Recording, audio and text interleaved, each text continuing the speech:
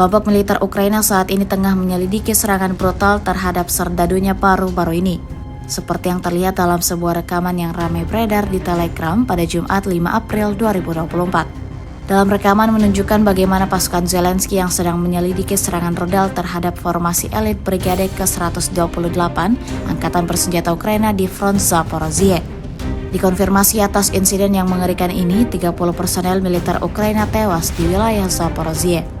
Diketahui kemudian Rusia meretas telepon kelompok militer Ukraina dan meretas utusan personel militer tertentu. Pesan tersebut dikirim oleh kelompok peretas Armageddon Rusia dan berjumlah ribuan. Ketika mereka berhasil meretas perangkat, musuh mendapatkan akses ke pengirim pesan dan ke komputer melalui email.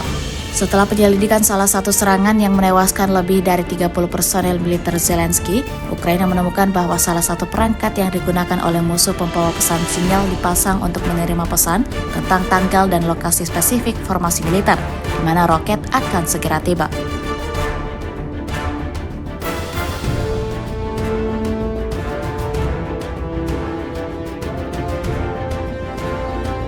Download Tribun X sekarang, menghadirkan lokal menjadi Indonesia.